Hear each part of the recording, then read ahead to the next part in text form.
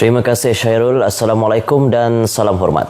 Tinjauan sambutan Hari Krismas di beberapa kawasan menyaksikan aktiviti kunjung-mengunjung hanya diadakan dalam kalangan keluarga sahaja. Di beberapa lokasi sekitar Bandaraya Kuching dan Bau juga menyaksikan sambutan amat berbeza kali ini dengan kurangnya aktiviti rumah terbuka seperti kelazimannya setiap tahun. Sambutan kali ini turut dimanfaatkan oleh Ahli Dewan Undangan Negeri Serembu Miro Simoh dalam menyatukan keluarganya di Kampung Kandi selama Bau. Kakak sulung saya Islam, ada Iban, my wife Dusun daripada Sabah, dan kita ada bermacam, ya, sudah macam rojak di dalam family, tetapi inilah uniknya kita di Sarawak. Katanya keluarga memaparkan perpaduan utuh antara kaum walau pelbagai latar belakang dan agama. Sementara itu, usaha kerajaan negeri yang serius dalam membendung wabak COVID-19 disambut baik. That's the big difference. You see, Europe, they try these things, but everybody wants to do something themselves. Here, we do what we're told to do. Kita harap pandemik COVID-19 musnah di muka bumi, so kita kembali kepada normal kehidupan kita lah. Meskipun sambutan Hari Krismas tahun ini dilihat berbeza ekoran COVID-19, namun Hari Krismas tetap bermakna kepada yang menyambutnya. Bagi Biskop Gereja Anglikan Kuching Wilayah Sarawak dan Brunei, Reverend Datuk Danal Juti, sejak Mac lalu pihaknya telah mengikut dan memperketatkan prosedur operasi standard SOP untuk para jemaah yang hadir bagi menjamin keselamatan semua. Jelasnya untuk Gereja St. Thomas Kuching yang kebiasaannya boleh memuatkan sehingga 1,200 jemaah pada satu-satu masa, namun kini pihaknya hanya menetapkan 170 orang sahaja, manakala selebihnya boleh menyaksikan majlis secara dalam talian. Of course, some members are not very happy. They want to be part of the celebration. Christmas is a big celebration marking the birth of our Lord Jesus Christ. But they do understand as well. Bila kita bagi tahu yang kita perlu menghadkan kehadiran.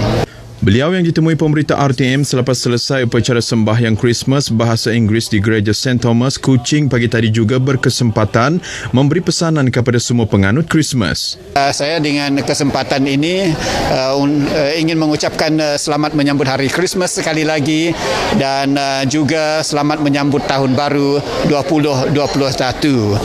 Semoga kesejahteraan, semoga dengan berkat rahmat Tuhan tahun 2021 akan menjadi tahun yang lebih baik bagi semua kita. Sementara itu, tinjauan RTM mendapati SOP yang ditetapkan dipatuhi oleh mereka yang hadir, selain turut kelihatan anggota polis melakukan pengawasan.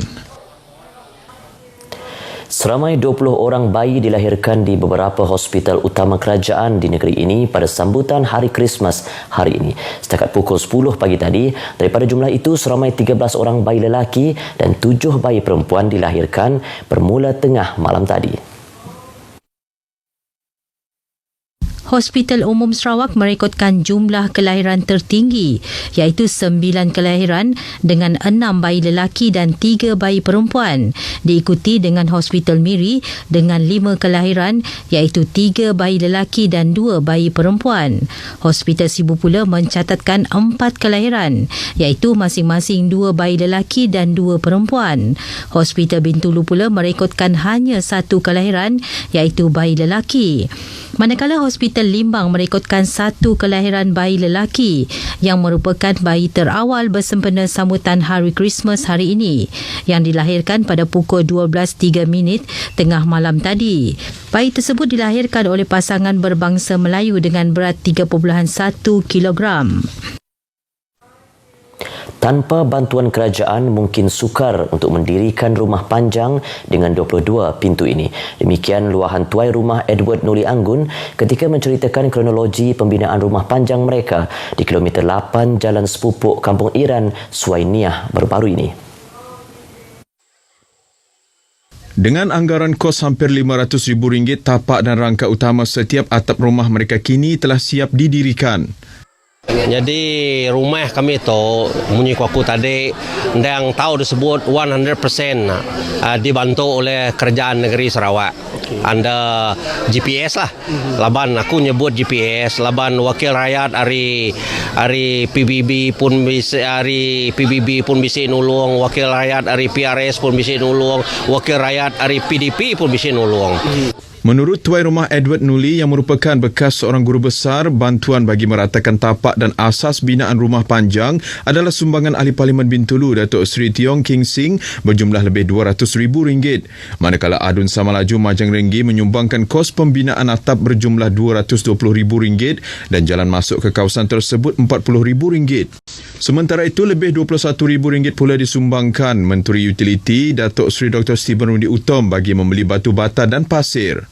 Okey, kena kita ngira di mana rumah aku tadi take calculation ya kurang lebih dalam 495,000. Di ini boleh duit nyamponya. Dan laban hari pemanah perintah negeri Sarawak yang ada yang ngira orang dini sikit ditolong magang. Harinya kami berasa betul lah bisa ditolong. Beliau ditemui semasa program santai bersama Adun Samalaju di tapak rumah panjang beliau di Jalan Pesisir Bintulu Miri baru-baru ini. Sementara itu, bagi Ketua Kaum Kampung Srijaya KK Jasmin Muhammad Jawa, projek RTP 2021 yang bakal dilaksanakan di kampung tersebut merupakan inisiatif kerajaan negeri dalam menyediakan infrastruktur asas kepada rakyat. Ya, saya berterima kasihlah atas pertolongan WB Majang Renggi kerana telah menolong kami membina jalan dan memberi bajet sebanyak RM200,000 untuk membina jalan. Adun Samalaju Majang Renggi dalam ucapan ringkas menjelaskan adalah penting kerajaan terus membantu rakyat khususnya melibatkan keperluan asas seperti membina rumah, kemudahan jalan, air dan elektrik.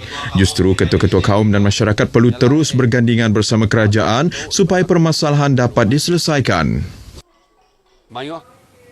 Sarawak Energy Berhad SEB pada Rabu lepas menerima wakil dari sebuah rumah panjang di stesen hidroelektrik Bakun yang meminta bekalan elektrik ke kampung mereka di Sekapan Piit, Sekapan Panjang dan Long Dungan dipercepatkan. SEB dalam kenyataan media berkata pasukan teknikal mereka telah dikerahkan ke lapangan untuk menilai dan memberi penyelesaian secepat mungkin. Pasukan itu sedang memeriksa titik sambungan elektrik dan set penjana sementara untuk menyediakan bekalan elektrik yang bermula di Sekapan Piit, diikuti Sekapan Panjang dan Long Dungan. Pembekalan set penjana sementara akan berterusan sehingga kampung-kampung tersebut disambung dengan bekalan grid elektrik utama. Sekian berita dari Sarawak, kita kembali bersama Syairul di Angkasa Puri. Silakan.